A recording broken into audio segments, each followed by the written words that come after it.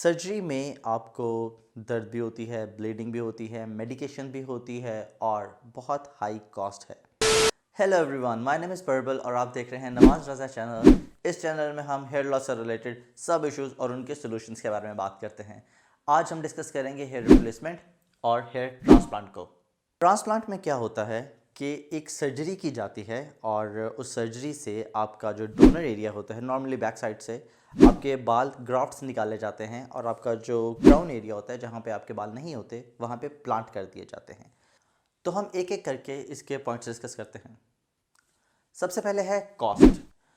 Transplant जो होता है वो एक हाई कॉस्ट चीज़ है। अगर आप ट्रांसप्लांट को कंसिडर करते हैं तो इनके रेट्स होते हैं पर हेयर पर ग्राफ्ट से। जितने ग्राफ्ट्स, जितने हेयर आपके फॉलिकल्स निकलेंगे आपके डोनर एरिया से ट्रांसप्लांट होंगे, उस पर रेट डिसाइड होता है। एक अच्छी सर्जरी जो है और एक एवरेज जो लोगों का हेयर लाइन ख़राब होती है उस पर जो मैंने कैलकुलेट किया था, that is around 1 lakh to 2 lakh.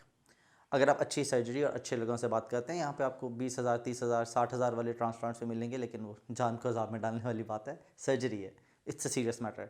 तो इसको आप किसी छोटी मोटी जगह से, किसी छोटे मोटे गली मोहल्ले के क्लिनिक से नहीं करवा सकते। सो अगर आप रिप्यूटेड जगह को सिलेक्ट करते हैं, सो 1, 1.5, 2 लाख। जब मैंने अपना ट्रांसप्लांट करवाने के लिए गया था तो मेरे जो बजट बनाया था वो भी तकरीबन 2.5 से 3 लाख रुपए का था। ऑन द अदर हैंड, अगर आप रिप्लेसमेंट को कंसिडर करते हैं तो ये आपकी 15 से 20 हज़ार रुपये में शुरू हो जाता है। इवन मेरा पहला यूनिट भी जो था वो भी आई थिंक हमने और ऑलमोस्ट 15,000 वाली कॉस्ट से ही स्टार्ट किया था, just to check the look. फिर आस्ते आस्ते इम्प्रूव करते रहता है। तो सबसे मज़े की चीज़ इसमें यही है कि आप बहुत एक छोटी कॉस्ट से स्टार्ट कर सकते हैं। दूसरा पॉइंट आता है डेंसिटी। अभी जो आप देख रहे हैं मेरे हेयर डेंसिटी, ये रिप्लेसमेंट से है। डेंसिटी आप हेयर ट्रांसप्लांट से अचीव नहीं कर सकते जो भी आपकी रिक्वायरमेंट है उसके अकॉर्डिंग। उसकी वजह ये है कि आपके जितना भी क्राउन एरिया है उसको जब डोनर एरिया से निकाला जाता है तो आपके डोनर एरिया से बाल निकालने की एक लिमिटेशन है।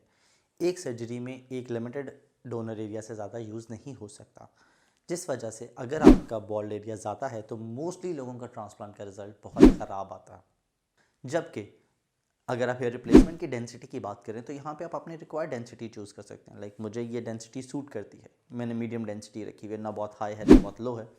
तो ये डेंसिटी मुझे सूट करती है मेरे फेस कट के अकॉर्डिंग, मेरी एज के अकॉर्डिंग, तो मैंने ये चूज़ कर ली है। पर ट्रांसप्लांट में आप अपनी मर्जी से डेंसिटी चूज़ नहीं कर सकते। आपके बालों की क्या थिकनेस है, आपका डोनर एरिया कितना स्ट्रांग है, उस पर डिपेंड करता है। और आपका क्राउन एरिया, जो आपका बॉल्ड एरिया, वो कितना ज़्यादा है। ये सारी चीज़ें डिपेंड करती हैं कि आपका रिजल्ट क्या आएगा। एक दफ़ा आपका ट्रांसप्लांट हो गया या एक दफ़ा आपका हेयर रिप्लेसमेंट हो गया, उसके बाद के क्या प्रोसेस है। ट्रांसप्लांट के बाद भी लोगों को मेडिसिन्स लेनी पड़ती हैं ताकि उनके जो बाल हैं वो स्टेबल रहें, वो अच्छी तरह ग्रो करें। मेडिसिन्स भी लेनी पड़ती हैं, कुछ स्प्रेज हैं, मोनोक्सिडिल है, वो भी यूज़ करना पड़ता है ताकि आपके बालों की थिकनेस सही बनी रहे। और कुछ केसेस में डॉक्टर्स पीआरपी भी सजेस्ट करते हैं। वो प्लाज्मा आपके ब्लड से निकाल के आपके सर में इंजेक्शन दिए जाते हैं, वो भी ट्रांसप्लांट को जो है वो लॉन्ग लास्टिंग बनाता है और थिक बनाता है। सो ऐसा हरगिज़ नहीं है जो लोग कहते हैं कि एक दफ़ा ट्रांसप्लांट कराने स्टोरी ख़त्म, ऐसा नहीं है। आपको ट्रांसप्लांट के बाद भी चीज़ें करवाते रहना पड़ता है।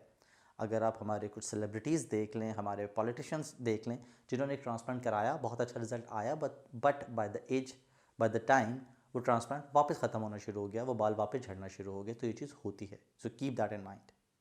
अगर आप बात करें रिप्लेसमेंट की तो वहाँ पर भी आपको करनी पड़ती है सर्विस लगवाने के बाद। सर्विस आपकी नॉर्मली 20-21 दिन लग जाते हैं।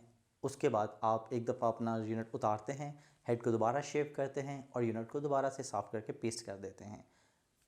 अगर इस सर्विस की आप कॉस्ट पूछें तो अगर आप किसी शॉप पे जाते हैं तो आपको 500, 1000 डिपेंड के वो किस जगह पर है, क्या प्रोडक्ट्स यूज़ कर रहे हैं। अगर आप घर पे यूज़ करते हैं तो वो आपको 100-200 से ज़्यादा कॉस्ट नहीं करेगी। जस्ट नीड अ ट्रिमर और टेप आपके पास हो तो आप कर सकते हो। नॉर्मली अगर आप ट्रांसप्लांट के रिजल्ट्स देखें तो आपको थोड़े एजेड लोग ट्रांसप्लांट कराते हुए ज़्यादा नज़र आएंगे, 40s, 50s, even 60s।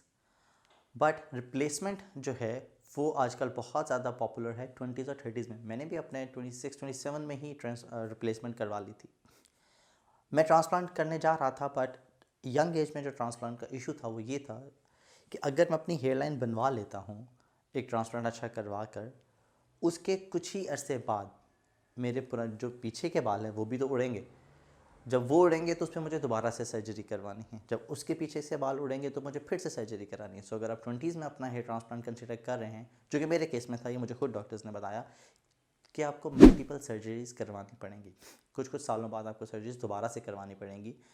Because आपके और ज़्यादा बाल उड़ेंगे, जिसकी वजह से लोग मोस्टली एक ओल्ड एज में जाके ट्रांसप्लांट कराते हैं।